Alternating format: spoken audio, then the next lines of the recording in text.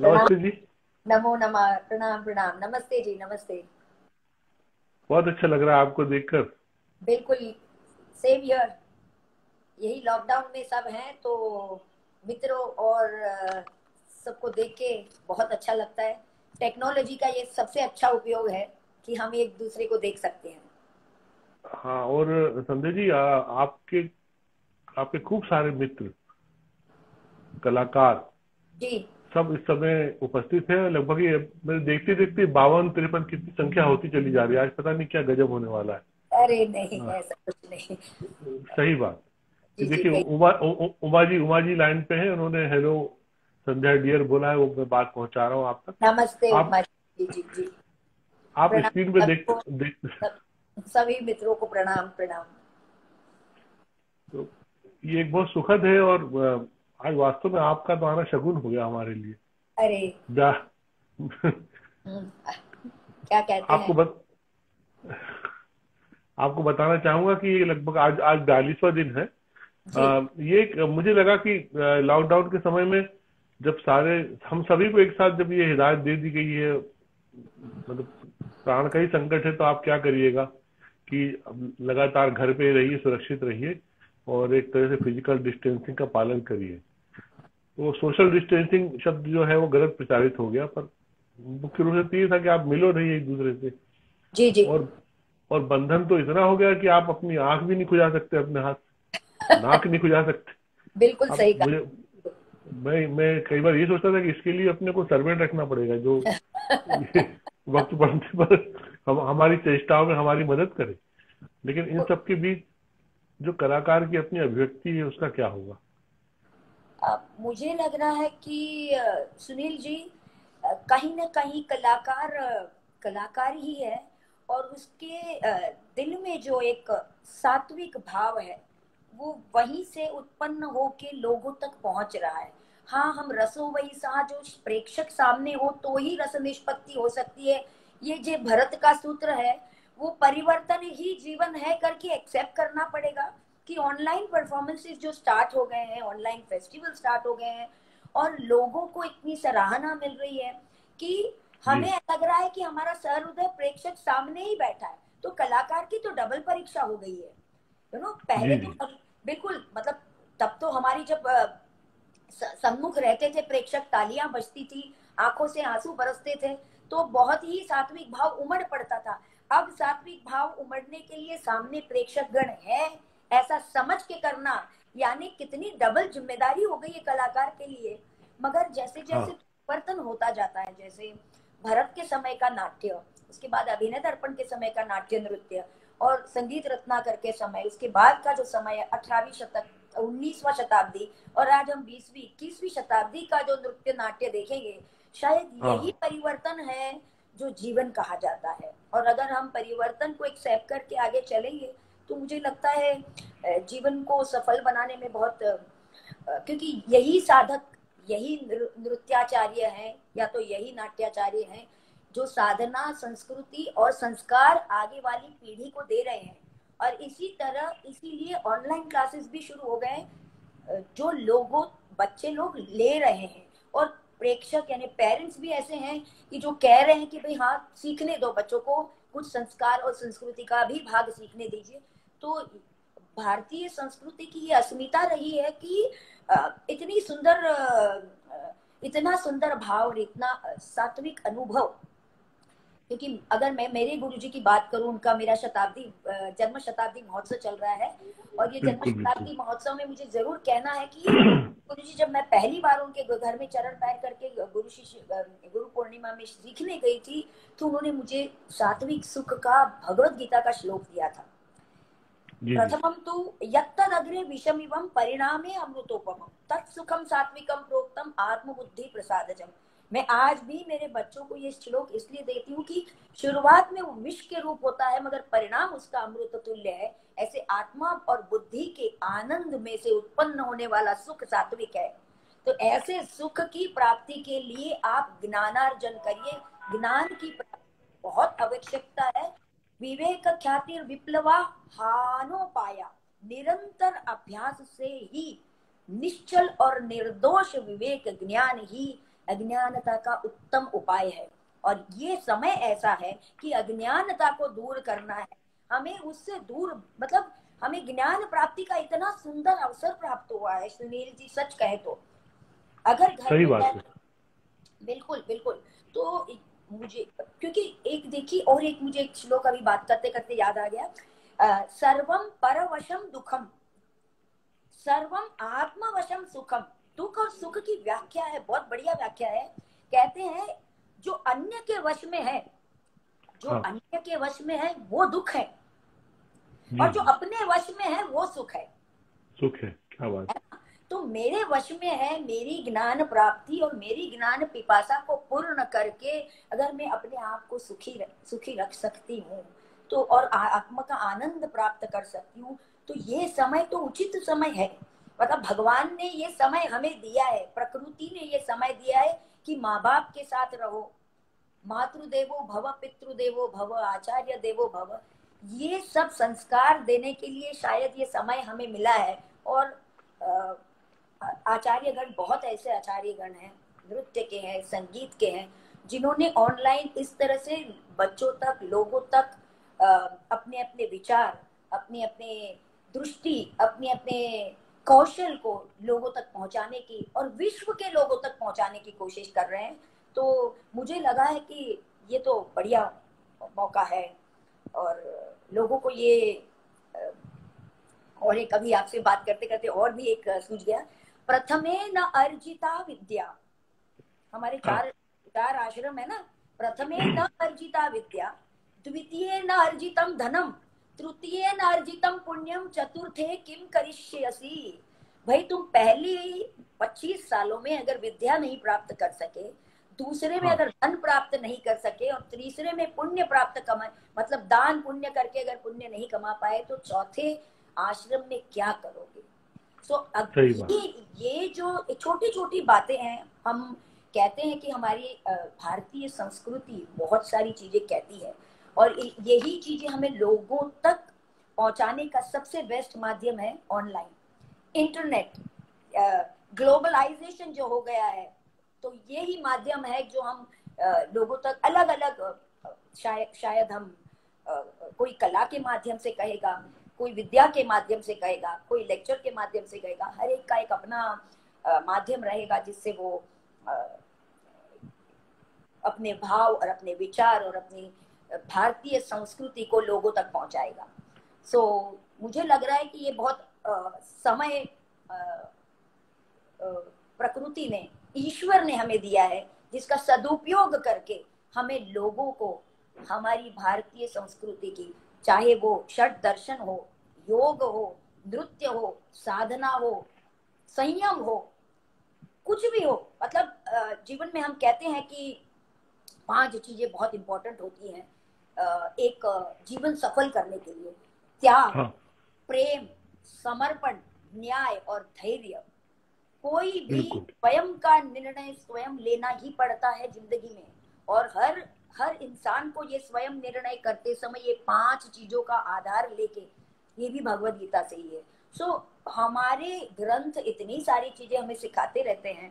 तो मुझे लग रहा है कि बढ़िया समय का सदुपयोग, और आप जैसे मित्र हैं और आप जैसे सेवक हैं, कला प्रेमी हैं, जो इस तरह के हमारे जैसे विद्यार्थियों को बुला के कुछ सत्संग कर रहे हैं, तो मुझे लग रहा है कि बढ़िया समय है। मैं तो अभी मुझसे आप कुछ बोलते नहीं बन रहा, आपने इतना सब इतना अच्छा वक्तव्य दिया है। पीछे आपके गुरुजी आचार्य पार्वती कुमार जी की छवि में देख रहा हूँ, ऋषि जी तुल्य। जी। ये मेरा सौभाग्य है कि अपने जीवन में मुझे उनको देखने का एक अवसर आपके ही वजह से मिल पाया था बम्बई में। हम्म, फिर जब मैंने इनके बारे में जाना तो मैं अचंभित रह गया कि लगभग पूरी 20वीं शताब्दी में इनका योगदान कितना असाधारण है। खासतौर से नृत्य के लिए सिनेमा, भारतीय सिनेमा में जो आरंभ में जो जिस तरह की उद्देश्यपूर्ण फिल्में बनती थी जी और जी। उसमें नृत्य का जो प्रयोग होता था, उन सब में इन्होंने कितना बड़ा योगदान किया। इनके बारे में हमको आप जरूर बताइए थोड़ा, बिल्कुल ये कहाँ बिल्कुल से आए थे। बिल्कुल। और आचार्य पार्वती कुमार जी की पहचान मेरे फोक के गुरु रमेश पुरव जी थे, उन्होंने जी करवाई थी। अब मैं पहले माता पिता के बारे में 2 लाइन इसलिए बताऊंगी। मेरी माता जी हाँ वीरमती पुरेचा है और मेरे पिताजी विरसी पुरेचा है। जी मेरे जी। पिताजी 1930 में डांस सीखते थे, नृत्य सीखते थे अनिरुद्ध तन्ना जी के पास। और क्या बात। उनकी बहुत इच्छा थी कि मेरी माता जी शादी करके आई तो उनको सिखाएं करके। तब मेरी दादी जी ने कह दिया कि मेरी बहू तो नहीं सीखेगी, तेरी बेटियां हो जाए तो तू सिखा देना करके। और हम 2 बहनें हुई। पहले मेरी बड़ी बहन है जो अभी मस्कत में है, छोटा भाई है। सभी को हम्म। हमको बाल भवन में क्योंकि हम बहुत धनी परिवार से नहीं थे तब, तो जी हमें जी। हमें बाल भवन में लेके गए जाते थे, क्योंकि बाल भवन में बहुत सारी एक्टिविटी होती, वहाँ पे स्पोर्ट्स भी होता था, डांस भी होता था, पेंटिंग होता, रीडिंग होता था, सब कुछ एक ही भवन के अंदर होता था। और बच्चों को बहुत 2 रुपया 1 रुपया कुछ फीस में सिखाया जाता था। तो पिताजी हमें वहाँ लिया जाते थे। वहाँ पे ये रमेश पुरव सर जी फोक डांस सिखाते थे। और तब उन्होंने कुछ पार्क देखा और बोले कि इनको मेरे प्राइवेट क्लास में चेरी रोड में लेके आइए। वहाँ मुझे क्लास में लेके गए। और वहाँ पे मैं मुझे आज भी याद है कि मैं 6-7 साल की थी और मेरे साथ 27-28 साल के पुरुष और स्त्रियां सब नाचती थी। और नृत्य का हमारा अलग सा आनंद। और वहाँ पे उसके बाद उन्होंने आर्ट कुछ कुछ देखा और उन्होंने टीवी सीरियल में पार्ट लेवाया। और उन्होंने बहुत सारी पार्वती कुमार जी से मेरा परिचय करवाया, कहा इनको भरतनाट्यम सिखाइए। अभी गुरु तो इतने सरल नहीं थे। वो बोले इनको भारत हाँ नहीं नहीं, वो बोले अभी तो मैं इतनी छोटी बच्ची को नहीं सिखाऊंगा। ये था हाँ मैं तीसरी चौथी में थी जब उन्होंने कहा था। फिर तो हाँ लगातार गुरुजी के पास आना जाना होता जा रहा था। और लगातार पूरव सर कहते थे इस बच्ची में कुछ है कचर। तो एक बार उन्होंने पूछ ही लिया कि अभी तेरे भरतनाट्यम सीख के क्या करना है। अभी मैं भी तो छोटी थी, मुझे कुछ पता नहीं। मैंने तो कह दिया कि बस मुझे तो आपके जैसे गुरु बनना है और एक डांस की बड़ी कॉलेज खोलनी है। अब क्या पता। मगर उसके बाद 6th स्टैंडर्ड में जब थी, जब उन्होंने कहा कि चलो इसको ये गुरु पूर्णिमा को रमेश उनको लेके आइए। और मैं पूरी थाली भर के सब कुछ लेके गुरु पूर्णिमा में उनके चरण पे चली, चरणों में पड़ी। और वहां पे ये मुझे मैंने कहा वो सात्विक सुख का उन्होंने प्रथम श्लोक दिया। और मेरे पिताजी और माताजी की बड़ी बात ये थी कि हम लोग सीपी टैंक रहते थे, वहाँ माधवबाग में पांडुरंग शास्त्री अठवले जी की पाठशालाएं हुआ करती थी संडे को। वो हाँ हाँ पाठशाला में अगर हम नहीं गए तो हमारे साथ बात नहीं होती थी घर में। तो हाँ हमारे साथ बोलती बंद थी, मतलब घर में नहीं। सो ये जो संस्कार पड़े वो पाठशाला के थे। और पार्वती हम्म। कुमार जी के पास जाने के बाद तो संस्कृत से जैसे घरोबा हो गया था, क्योंकि उनका पूरा जिंदगी संस्कृत में ही थी और संस्कृति में थी। और उन्होंने सबसे पहले तो लोग कहते हैं कि बहुत स्ट्रिक्ट मास्टर थे और सब बंदी करवाते थे। तो मुझे याद नहीं, मुझे स्कूल लाइफ में जैसे दूसरे पेरेंट्स करते हैं आज भी, मुझे नृत्य भी सिखाया, जिम्नास्टिक में मैं जाती थी, मैं साइकिलिंग भी सीखती थी, मैं फोक डांस भी सीखती थी, मैं acting best child actress of Maharashtra state हूँ। तो कहानी एक घर की नाटक में मैंने भाग लिया था, बेस्ट चाइल्ड एक्ट्रेस का अवार्ड भी मैंने प्राप्त किया। उसके बाद हाँ रमेश पुरव जी ने कुछ फिल्म में वी शांताराम जी की फिल्म में नृत्य हम्म। डायरेक्शन किया था। हाँ वहां पे भी वो मुझे लेके गए, जहाँ पे मैंने राजा रानी को चाहिए पसीना इस फिल्म में छोटे बच्चों के साथ डांस भी किया। वी शांताराम जी, वहाँ पे वी शांताराम जी खुद हमें मिले थे, दादाजी मिले हमें, संध्या जी भी मिली थी। सो ये एक अलग सा हाँ अनुभव, विरल सा अनुभव था। और उसके साथ साथ गुरु जी और पूरा से बहुत सारे डांस बैले कोरियोग्राफ करते थे, जैसे कि पंचतंत्र है, फिर अपना हाथ जगन्नाथ आविष्कार करके एक संस्था है हमारे यहाँ पे, बहुत ही फेमस है। हाँ सिल्वा देश हाँ पांडे जी, अरविंद देश पांडे जी, हाँ अरविंद काकड़े जी, जी। हाँ उन्हीं की अरविंद जी से। संस्था में उन्होंने वहां लेके गए और मुझे अपना हाथ जगन्नाथ में एक अच्छा सा रोल दिलवाया, वो किया। उसके बाद आगे आगे आगे जाके उन्होंने मुझे वहां पे दुर्गा धाली गौरी करके एक विश्व विख्यात नृत्य नाट्य है, जो बच्चों का नृत्य नाट्य कहा जाता है, जो जिसके 2000-3000 से ज्यादा शो हो चुके हैं। वो हाँ उन्होंने हाँ अ, वो उन्होंने वहां पे मेन रोल मैंने किया। मगर उनकी उनकी दीर्घ दृष्टि देखने जैसी थी हाँ हाँ कि जब मैं 11वीं में थी, मतलब 1980-81 की बात चल रही है, मैं 50 शो करके, शशि कपूर जी आए थे वो शो में, मुझे बराबर याद है। और उन्होंने बुला के मुझे बोला बढ़िया किया वगैरह।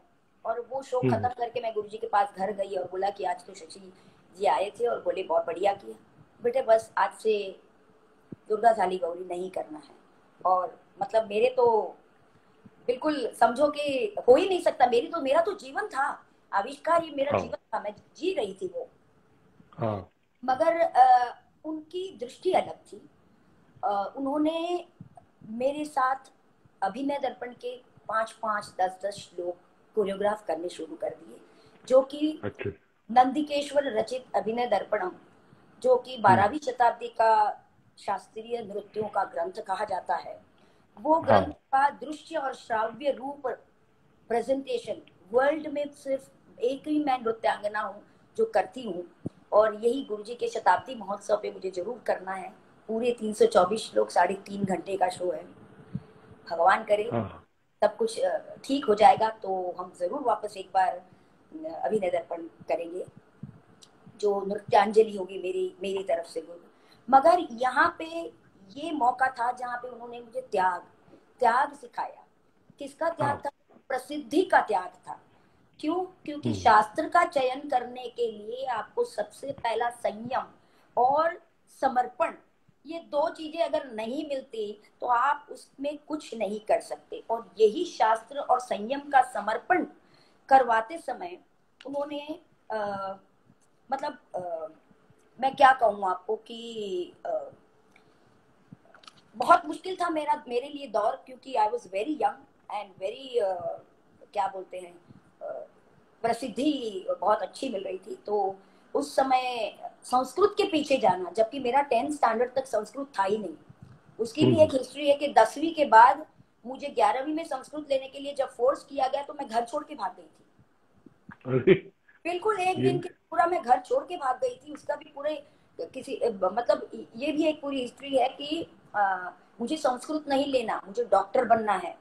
मैं संस्कृत बन के संस्कृत पंडित नहीं बनना चाहती, ये कहने वाली जिन्होंने जिन्होंने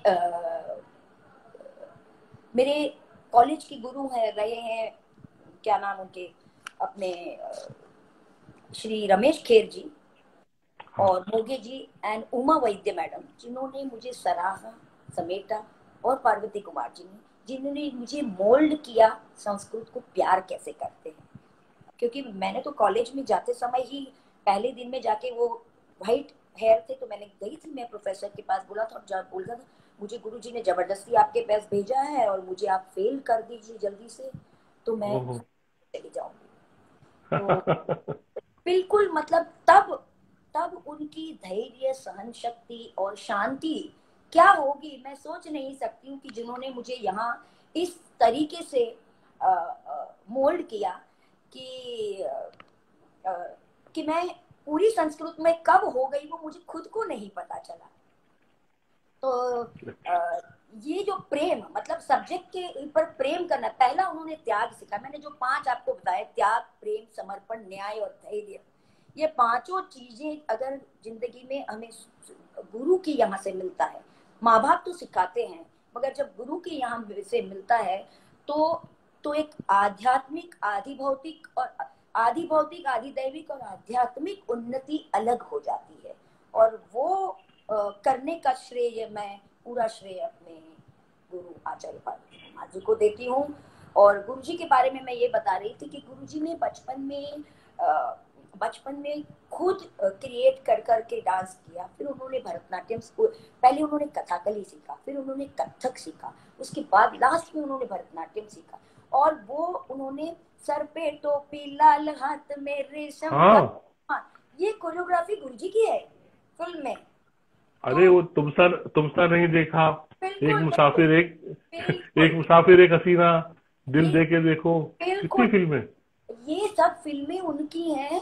और इतना होने के बावजूद भी उनके अपने इंडियन नेशनल थिएटर के साथ बहुत सारे बैले हुए हैं, डिस्कवरी ऑफ इंडिया, देख तेरी बम्बई, और बहुत सारे बैले के तो कुछ वो भी नहीं मिल रहे हैं। शायद वो सब कुछ इम्बाइब हुआ होगा उनके साथ रह के, कि मैंने मेरा पहला बैले 1988 में कोरियोग्राफ, 88-89 में कोरियोग्राफ किया था, जिसका टाइटल था दशदिक स्वरूपम। 10 दिशाएं हैं। 10 दिशाएं मतलब 8 दिशाएं और ऊपर और नीचे, इसको 10 दिशाएं। श्री 10 तत्व दिशा। निधि नाम के ग्रंथ में ब्यूटीफुल वो ग्रंथ कहता है कि दिशा का स्वरूप कैसा है, दिशा का चलना कैसा है, दिशा के बोल कैसे हैं, दिशा कौन से लय में चल रही है। मतलब सोचो कि हम भारतीय लोग प्रकृति के पूजक रहे हैं, मनुष्य पूजक कभी नहीं रहे हैं। तो ये हाँ प्रकृति की पूजा, जो जैसे गंगा की पूजा होना या समुद्र की पूजा होना, पर्वत की पूजा होना, सूर्य देव की पूजा होना, सविता की पूजा, वैसे ही दिशाओं की पूजा होना, उसके स्वरूप का पूरा वर्णन था। और ये मेरा पहला कोरियोग्राफी था कि शास्त्र को लेके कुछ संप्रदाय में कुछ लोगों तक नया पहुंचाया जाए। तो यही एक्सपेरिमेंट रहा। और गुरुजी ने कभी मुझे याद है कि मैं कॉलेज वैसे गई नहीं। सुबह 9 बजे गुरुजी के घर चली जाती थी, रात को 10 साढ़े 10 तक सुबह नाश्ता, अम्मा जिसको हम प्यार से अम्मा कहते थे, वो नाश्ता चाय खाना, शाम का नाश्ता चाय खाना, ये सब कुछ उन्हीं के यहाँ होता था। और सचमुच का गुरु शिष्य परंपरा जो सीखना होता था वो उनके घर में होता था। और उनके घर में ऐसे होता था कि अगर सोते भी हैं तो वाम कुक्षी क्यों करनी चाहिए दोपहर को, तो उसके बारे में भी एक पूरा सा कुछ फिर प्राणायाम करते थे। तो भाई प्राणायाम में मतलब वो अलग से नहीं सीखा जाता था। वो थियरी क्लास हाँ में योगा क्लास जाके योगा सीख लिया, प्रैक्टिकल क्लास में प्रैक्टिकल सीख, ऐसे कभी नहीं रहा है। जिंदगी का जीवन भर जो कुछ हम सीखते आए वो उन्होंने अपनी जीवन शैली, जीवन पद्धति है, यानी जीवन जीने की पद्धति ही भारतीय परंपरा, भारतीय संस्कृति है। ये जो हम सीखते हैं ना, वो गुरु के साथ रहते ही सीख सकते हैं।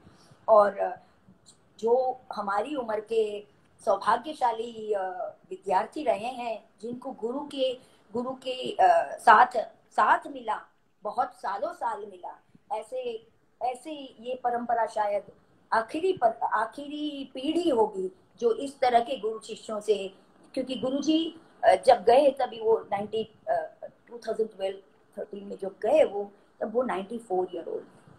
हाँ तो बिल्कुल। हाँ, तो जो उन्होंने एक पूरी सेंचुरी देखी थी, तो दुनिया देखने के देखी हुई गुरु ने इतना जरूर सिखाया कि संघर्ष जिंदगी भर रहेगा, मगर संघर्ष करते समय अपने सत्व को, अपने अपने न्याय को कभी मत छोड़ना। चाहे कुछ भी हो जाए, अपना सत्वशील जिसे कहते हैं, और न्याय यानी अच्छा बुरे की समझ रखना, और धैर्य रखो, सब कुछ प्राप्त हो जाएगा। हमें कभी ये नहीं सिखाया गया भाई आज सीखा कल परफॉर्म किया। हाँ, और हमारे बच्चों को हर बार नया सीख के नया परफॉर्म करना होता है। आज की युवा पीढ़ी को पुराना, अरे ये तो एक बार कर लिया, हम तो आज वही अभिनय दर्पण करते हैं, वही जावली करते हैं, वही अलारिपू करते हैं, और उसके बाद भी हमें लगता है कि आज हमें कुछ नया प्राप्त हुआ, आज करते समय हमें कुछ नया अनुभव हुआ। तो मुझे लगता है कि ये जीवन की जो शैली है, अगर ये आज की पीढ़ी को मिल जाए तो आज की पीढ़ी तो बहुत ही शार्प है, बहुत ही शार्प, बहुत ही सज्जन है। और उनके मतलब आज की पीढ़ी के लिए एक श्लोक अभी याद आ गया, मनोधावंति सर्वत्र मदोन्मत्त गजेंद्रवत ज्ञानांकुश समाबुद्धि तस्य निश्चलते मनः। कि भाई मन तो दौड़ने वाला है, मदोन्मत्त हत्ती की तरह वो भागेगा दौड़ेगा, उसको अंकुश लगाइए, ज्ञान रूपी अंकुश लगा लीजिए। देखो आपका मन निश्चल होने के बाद आपकी भावनाएं कितनी शुद्ध पवित्र और क्या बोलते हैं, लोगों से जुड़ जाएंगी, लोग आपसे प्यार करेंगे। और एक गुरुजी की बहुत बड़ी चीज थी, वो थी सिखाने की परंपरा।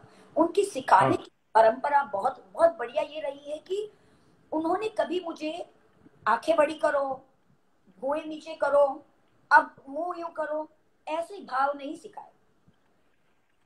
भाव कभी अनुभवों से नहीं सिखाए जाते। अनुभव तो विकार रहित है, बाह्य प्रदर्शन है। उन्होंने भाव को अपने मन में सबसे पहले लाने के लिए वो कभी भी डायरेक्ट वो भाव के बारे में बात भी नहीं की, ईर्ष्या ये शब्द नहीं यूज करते थे। वो कहते थे चलो हम एक वो पौराणिक एनसाइक्लोपीडिया निकालो, नहीं उसमें स्टोरी अच्छी तरह नहीं है, आप एक काम करो रामायण ही तुलसी का निकाल लो, तुलसी के दोहे दोहे पढ़ने लगे कई कई सिखाने के लिए। आप सोचो कई कई का वर्णन मैं तुलसी के दोहे में सीख रही हूँ। तो मतलब ये परंपरा रही है कि कई कई के भाव भी ईर्ष्या सहित थे, और फिर भी उस वो कौन सा समय था, समय की बहुत। तो ये शास्त्रों में से या पुराणों में से या महाभारत में से जब कथाएं सिखाई जाती थी और कथाओं में से भावाभिव्यक्ति की शुरुआत की जाती थी, और उसके बाद हमें वो ईर्ष्या का नाट्य शास्त्र में डेफिनेशन चलो निकालो, अब वो व्यभिचारी है उसको पढ़ो उसको समझो। अब देखो कालिदास ने तो इस तरह दिया है, और रामचरितमानस में इस तरह है, और रामायण में वाल्मीकि इस तरह बता रहे हैं। अब आप बताओ कि आप कौन सी कई कई करोगे। हाँ। तो ये अभ्यास करते करते सीखते जब गए तब ऐसे लगा कि सीखने के लिए तो एक जीवन भी पूरा नहीं, क्योंकि हर एक कला दूसरी कला से इस तरह जुड़ी है। क्योंकि वो तो पेंटिंग लाके दिखाते थे, कभी उन्होंने स्कल्पचर लेके गए, तांडव देखना था तो मुझे एलिफेंटा लेके गए, फिर मुझे चिदम्बरम लेके गए।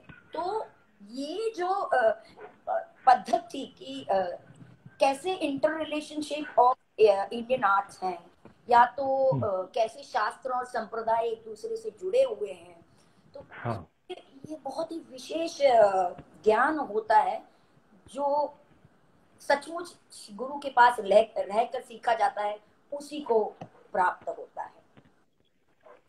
और ये शास्त्रों के बारे में बहुत सारे लोग ऐसे भी कहते हैं सुनील जी कि शास्त्र तो बंधन कारक होते हैं, हम मॉडर्न कुछ नहीं कर सकते। तो इसका भी जवाब बहुत सरल है। नाट्य शास्त्र के हस्ताध्याय में कहा गया है कि आकृत्या चेष्टया चिन्है जात्या विज्ञाय वस्तुता स्वयं वितर्क कर्तव्यम नृत्याभिनयनम प्रति हस्ताभिनयनम प्रति, कि आप जितने चाहिए उतने हस्त पैदा कर दीजिए, आपकी कुवत आपकी कैपेसिटी के हिसाब से मैं तुम्हें परमिशन देता हूँ, मैंने तो ये सिर्फ इतने दिए हैं, आप उसको पढ़ लीजिए समझ लीजिए, उसके बाद अगर चाहिए तो आप उसे यूज कर।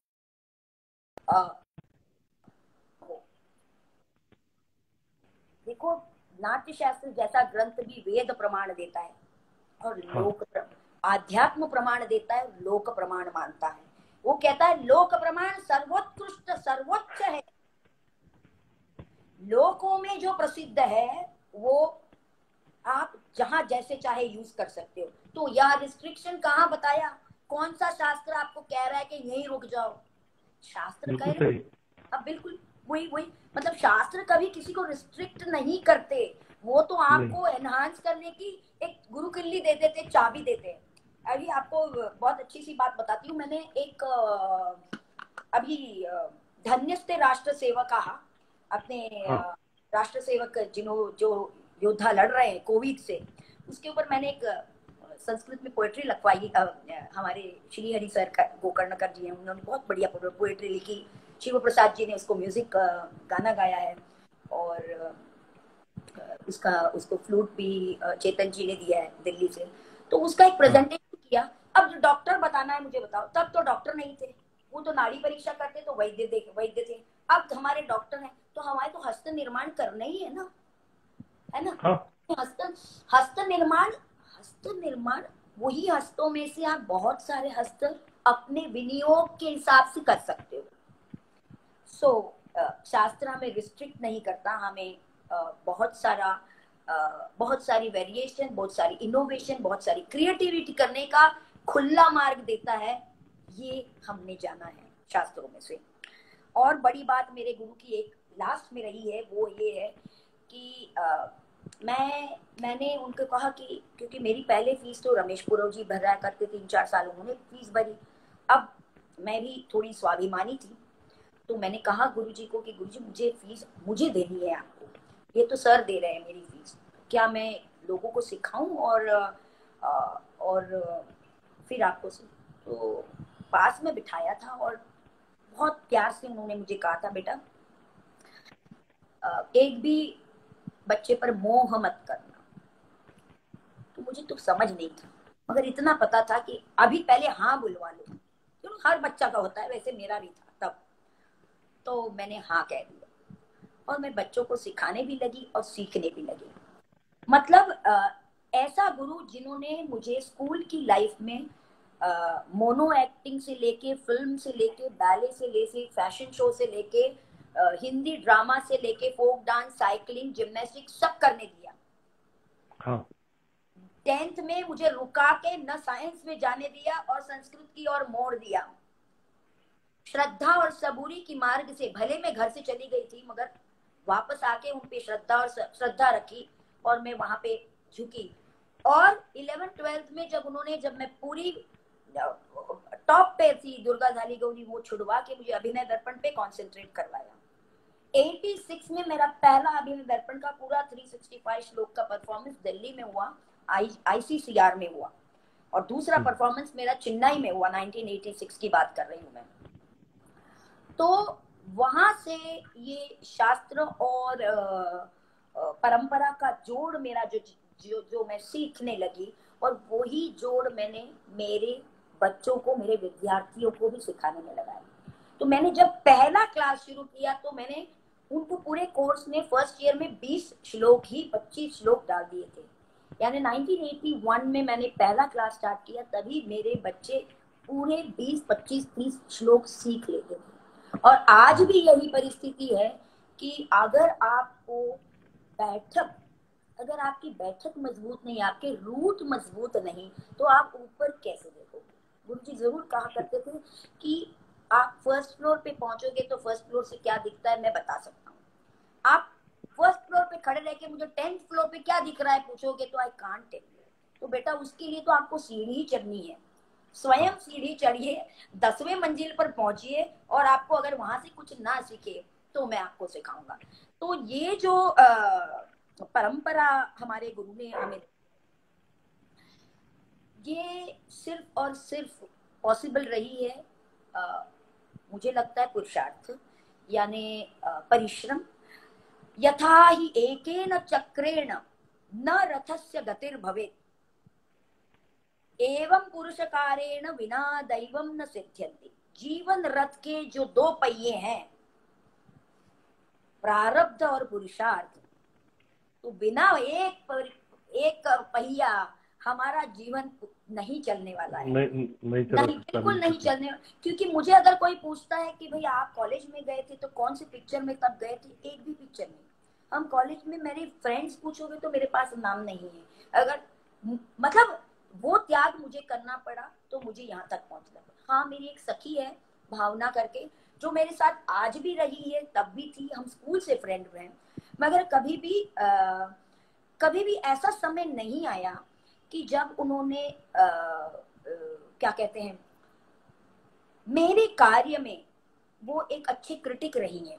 एक अच्छा मित्र एक अच्छा क्रिटिक होता है ना, वैसा रहा है।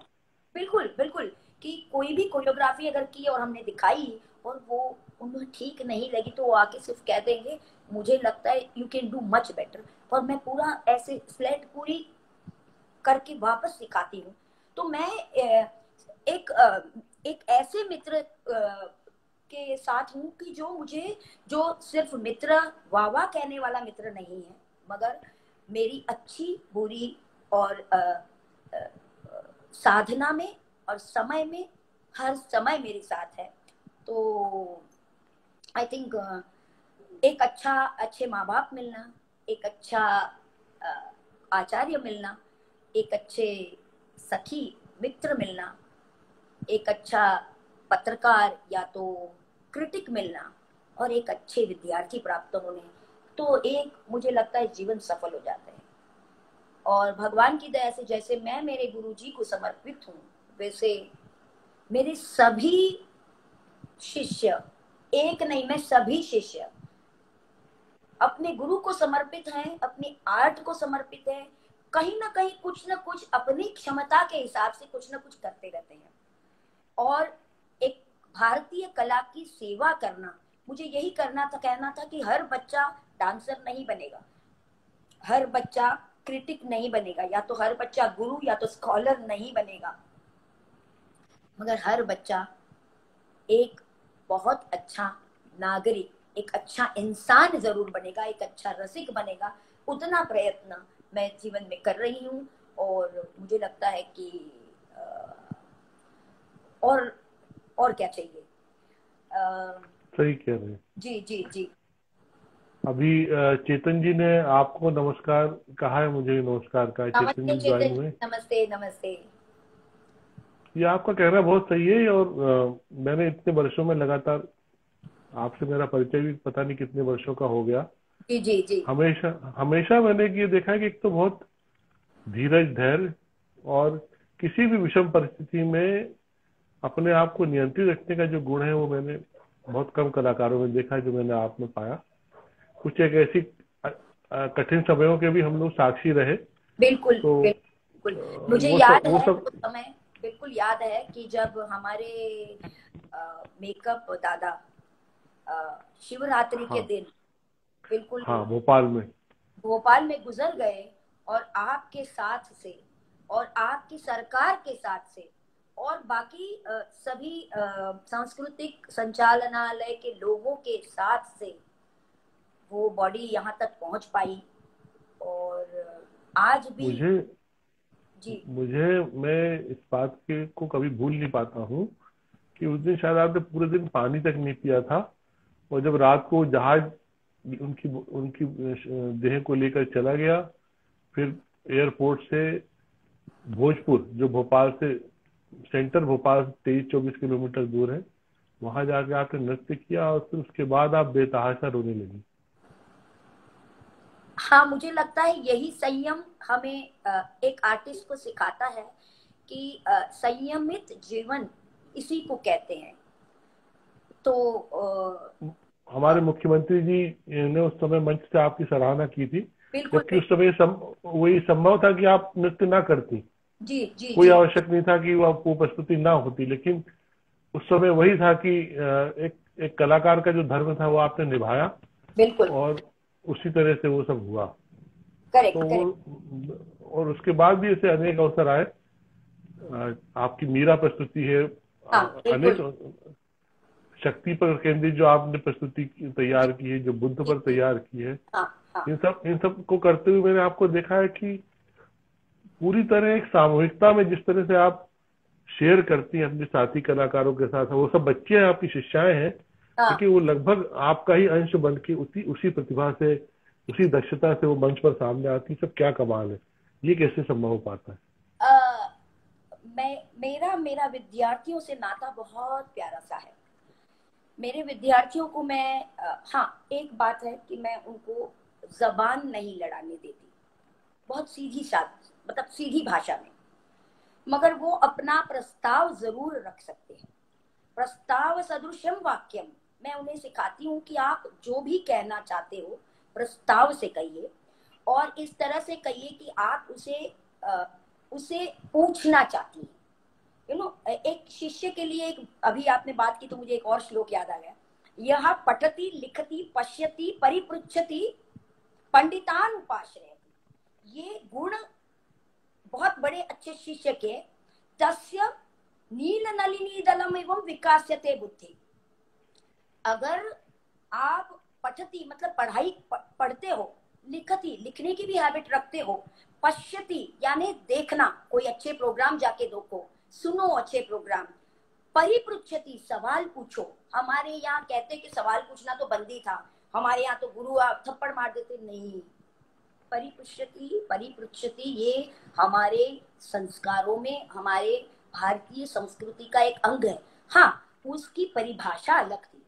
आप टीचर ये नहीं बताया आपने, ये नहीं पूछ सकते आप, ये जानना चाहती हूँ, ये बिल्कुल सही। प्रस्ताव, ये भाषा भाषा में। और पंडितान उपास रहते हो, पंडितों के साथ रहिए, यानी जो भी ज्ञानी है उन लोगों के साथ रहिए, ज्ञानी, ना कुछ तो तुम्हें मिल ही जाएगा। तो ज्ञानियों की संगत, बिल्कुल सही। बिल्कुल ज्ञानी, ये जो पठती लिखती पश्यति परिपृच्छति पंडितान उपाश्रयति, ये 5 कर तो दिवाकर किरणै वो विकासते बुद्धि, आपकी बुद्धि का विकास खुद ब खुद होना ही है, हो ही जाएगा। तो इस समय और भी एक हम बच्चों को सिखा देते हैं कि उनको एक रेशा सिखानी होती है, घमंड, ढोंग, धूर्तता और आत्मविश्वास।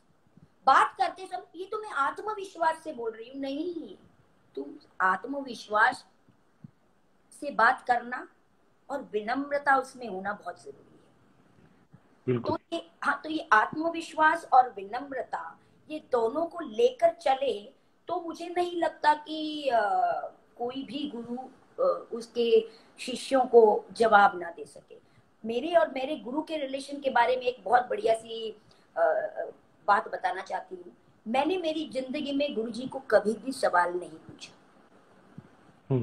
मैंने जो ज्ञान पाया वो बिल्कुल उनके घर चली जाती थी और मौनस्तु व्याख्यानम शिष्यस्तु छिन्न संशया, गुरुस्तु मौनस्तु व्याख्यानम, और शिष्य का पूरा संशय छिन्न हो जाता है। उसका अनुभव और अनुभूति मेरी है।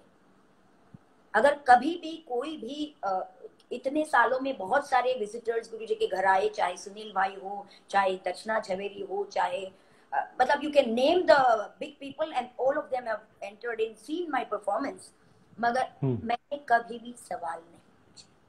तो ये हमारे गुरु शिष्य का एक रिलेशन था कि मैं कुछ शंका लेके आज तो मैं गुरु को पूछूंगी, और गुरुजी को बस उसी सब्जेक्ट पे मुझे बताते थे और मैं शांत हो जाती थी, मतलब मुझे ये नहीं पूछना पड़ा।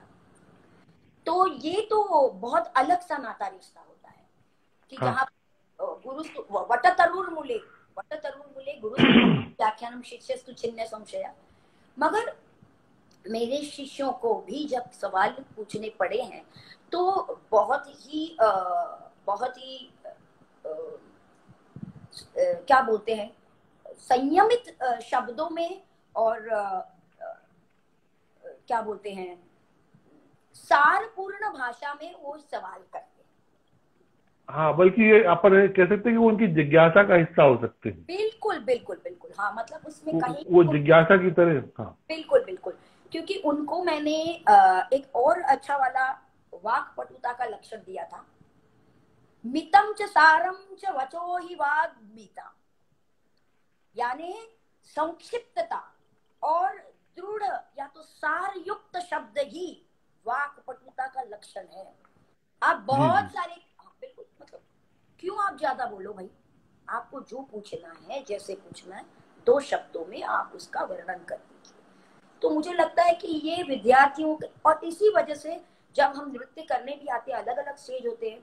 मैंने पहले दिन से कोरियोग्राफी वर्जन में मेरा पहला, जैसे मैंने बोला 1989 मेरा पहला बैले था, वहां से मैं लेके मैं विद्यार्थियों के साथ ही, लोग कहते अरे तुम सोलो क्यों नहीं करते, हाँ मैं अभिनय दर्पण आज भी सोलो करती हूँ 324 श्लोक। मगर जब भी परफॉर्मेंस की बारी आती है और मुझे बोलते हैं संध्या जी आपको बुलाया है सोलो के लिए क्योंकि पैसे कम है, तो मतलब पैसे कम देना चलेगा मगर मैं मेरा ग्रुप लेके आऊंगी। तो ये क्योंकि मेरे विद्यार्थियों को, मेरे शिष्यों को भी एक स्टेज मिले, उनको भी एक आनंद मिले, और हम उस माध्यम से लोगों तक बहुत सारी चीजें पहुंचा सकते हैं। जैसे मैंने आपको कहा कि मैंने एक R-Cube राग रंग और रस एक्सपेरिमेंटल किया था। राग थेरेपी यानी म्यूजिक थेरेपी, रंग थेरेपी माने कलर थेरेपी, और रस थेरेपी मतलब नृत्य थेरेपी। ये पेशेंट के लिए था और हॉस्पिटल को हमने ये दिया था, और वो देख के बहुत सारे हॉस्पिटल के पेशेंटों में फर्क आया और जिन्होंने नहीं देखा उनमें फर्क नहीं आया। So these are my experimental. मैं सोसाइटी के लिए भी ऐसे बहुत कुछ अलग अलग पंच महाभूत एक मैंने किया था, फिर सोशल कॉज की बहुत सारे पंच महाभूत पे किया था, फिर हाँ वेदास पे मैंने किया था। तो हाँ, तो इस तरह के जो एक्सपेरिमेंट होते हैं तो तुम्हें ऐसे विद्यार्थी चाहिए जो समान रूप से उनकी भाषा और व्यवहार सात्विक हो, और जब तक आप सत्व को नहीं समझ पाते हैं तो मुझे लगता है कि ऑफ कोर्स सत्व रज तम पंच ज्ञानेन्द्रिय पंच इंद्रिय, इससे ही शरीर बनता है। और शरीर मन चंचल होता है। ये सब कुछ सही होने के बावजूद भी जब आप कलाकार स्टेज पे आते हो और स्टेज पे परफॉर्मेंस करते हो, तब आप वो कैरेक्टर जीते हो। और वो कैरेक्टर जीने के लिए चाहे आप राम बनो, सीता बनो, हनुमान बनो, कुछ भी बनो, आपको वो कैरेक्टर जीना है तो आपकी वो प्योरिटी होना बहुत बहुत जरूरी है। बिल्कुल सही कहा आपने। बिल्कुल, हाँ। अभी विनय उपाध्याय हमारे मित्र, आप जानती हैं, जो भोपाल में आपके बिल्कुल। कार्यक्रमों में कई बार उद्घोषक भी रहे हैं, जी वो जी। याद कर रहे हैं कि रविंद्र भवन में जो आपने मीरा किया था, तो हाँ, गुरु शंकर ओम्बल ने मंच पर आके आपको बधाई दी थी। बिल्कुल सही कह रहे हो, बिल्कुल सही कह रहे हो। और मुझे मुझे मुझे लगता है कि मैं कोई भी सब्जेक्ट को हाथ तभी लगाती हूँ जब वो मुझे दिल को छू जाता है। जी सो जी।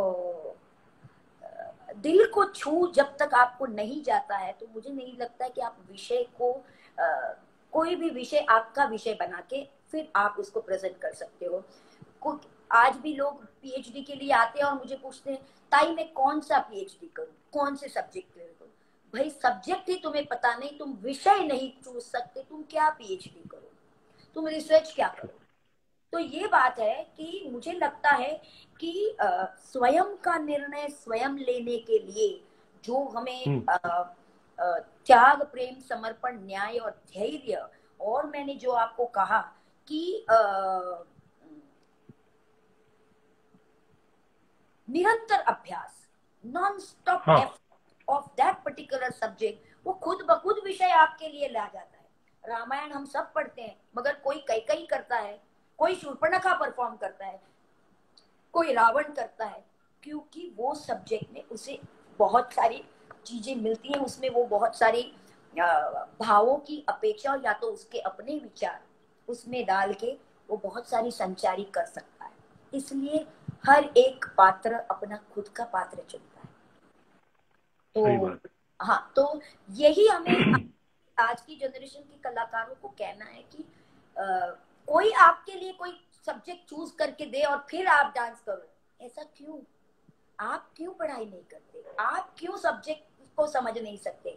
आप भी पढ़ो, आप भी समझो और आप प्रेजेंट करो, तो और निखर आएगा और भाव में बाहर आएगी।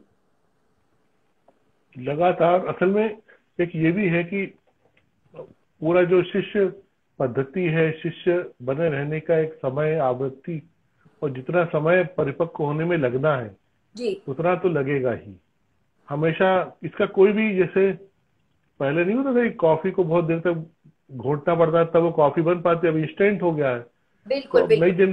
नई जनरेशन चाहती है कि जो, मान लीजिए आप है, आप इस वरीयता में आकर इस ज्ञान के लेवल पर आप संवाद कर पा रहे हो, वो संभव किसी 20-24 साल की या 25-26 साल या 30 साल की लड़कियों के लिए संभव नहीं। लेकिन सोसाइटी में कुछ इस तरह से फैल गया ग्लैमर कि यहाँ पर उम्र से बड़ा होकर बर्ताव लोग करते हैं। लेकिन सच्चाई है कि जब भी कभी किसी सटीक प्लेटफॉर्म पर आपको बोलना पड़ेगा, बताना पड़ेगा, तो वहां फिर आप क्या करोगे? इसमें मुझे ऐसे कहना है कि हमारे शास्त्र कहते हैं कि एक तप तो कम से कम करना है। कोई भी विधा में आपको अभी एक तप 12 साल 13 साल का जो एक तप कहते हैं, तो आपका तप अगर आप 5 साल या 10 साल की उम्र से शुरू करते हो, क्योंकि 5 साल में कुछ भी ग्रहण नहीं करने की क्षमता वो नहीं होती, सो 10 हाँ हाँ, साल बिल्कुल। अगर शुरू करते हो और 13 साल करते हो तो आपको 23 साल तक, आई थिंक ये उम्र की एक उम्र का एक तकाजा है, एक साधना है, एक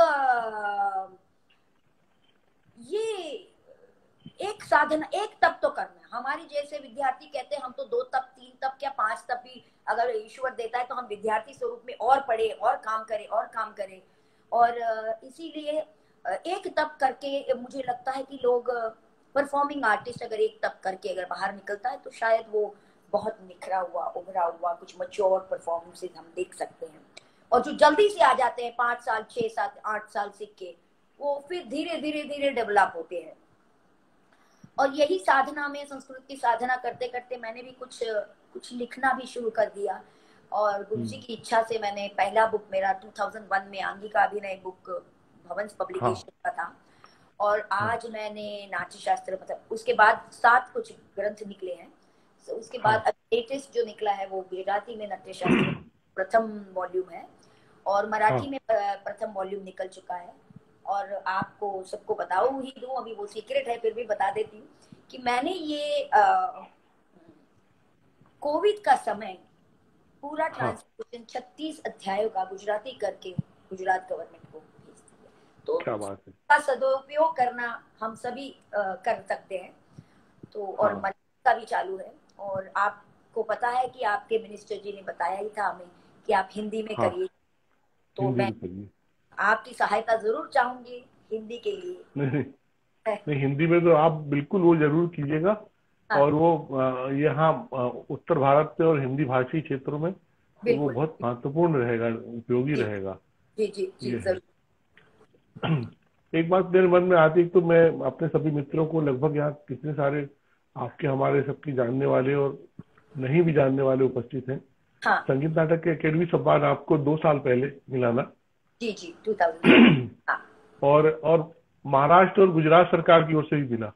जी, महाराष्ट्र सरकार का मुझे कल्चरल अवार्ड 2006 में मिला। और हाँ 2007 में मुझे गुजरात का संगीत नाटक एकेडमी एंड गौरव पुरस्कार पुरस्कार मिला। 2 स्टेट से मुझे कल्चरल अवार्ड मिले हैं। और उसके बाद 2012 में मुझे महाराष्ट्र का संस्कृत साधना सम्मान पुरस्कार भी मिला। संस्कृत हम्म। की साधना का एक पुरस्कार होता है हमारा, नेशनल हाँ हाँ अवार्ड, नेशनल अवार्ड है वो। तो वो भी हाँ प्राप्त। हाँ तो गुरु कृपा होती है कि गुरु जी की कृपा से अवार्ड तो भौतिक है, कुछ आध्यात्मिक और कुछ आधिदैविक साधनाएं से भी प्राप्त हो। तो साधना हाँ लगातार चालू है। हाँ। अ, अभी क्या हुआ है कि हमारे पास लगभग 5 मिनट है। और है तो मुझे, हाँ और बताइए। हम मुझे 2-3 चीजें मेरे दिमाग में थी, तो आप बिल्कुल उनके सब फिर आप छोटे छोटे उत्तर दे देना आप, और सबको बिल्कुल, जल्दी पता भी जल्दी, चल जाएगा। बिल्कुल एक जल्दी। तो आपने जो एक संस्थान बनाया था सरफोजी महाराज जी के नाम पर, जो जी जी, 17वीं शताब्दी के कला प्रेमी थे। जी। सरफोजीराव महाराज भोसले यानी भोसले के, हमारे शिवाजी राजे भोसले के वंशज जो तंजावुर में जाके रहे, जी। वहां पे वो जीते और वहां पे उन्होंने राज्य किया। वहां पे 300 हाँ। साल भोसले वंशजों ने राज्य किया। उसमें से ये सरफोजी राजे भोसले जो थे, उन्होंने जी जी। भरतनाट्यम की बहुत सारी सेवा की। और स्पेशली उन्होंने मराठी, गुजराती, सॉरी मराठी, कन्नड़, तमिल, तेलुगु, संस्कृत में बहुत सारे ग्रंथ लिखे। और उसमें से हाँ मराठी ग्रंथों का रिसर्च करके आचार्य पार्वती कुमार जी ने 1950s में महाराष्ट्र में वो लाया और वो परफॉर्म हाँ। किया, जो मैं आज भी लोगों तक मेरे कॉलेज के द्वारा मैं पहुंचाती हूँ। So Bharat college of fine art and culture की स्थापना मैंने यही सरफोजी राजे भोसले के सेंटर के अंडर की है, जो कवि कुलगुरु कालिदास संस्कृत विश्वविद्यालय से जुड़ी है। और हमारी बेस्ट कॉलेज का अवार्ड हमें लास्ट ईयर का मिला है फ्रॉम अवर हम्म। यूनिवर्सिटी। और हमारी संस्कृत की यूनिवर्सिटी आज पूरे हिंदुस्तान में उसका नंबर 6 है, और संस्कृत यूनिवर्सिटी में टॉप में है। अभी क्या? कल का रिजल्ट आया है। So we are proudly associated with Kalidas Sanskrit Vishwavidyalaya. And यहाँ पे pre degree, BA, MA, PhD की डिग्रियां दी जाती है। और इस साल में हमारे वाइस चांसलर श्री वाराखेड़ी सर जी ने तो ऑनलाइन परमिशन दे दी है। सो इट इज हाँ। सो नाइस कि आज हम ऑनलाइन बच्चों को, बहुत सारे लेक्चर्स ऑनलाइन हो रहे हैं, प्रैक्टिस भी ऑनलाइन हो रही है। देश के सभी प्रतिष्ठित समारोहों में आपने नृत्य प्रदर्शन किया है।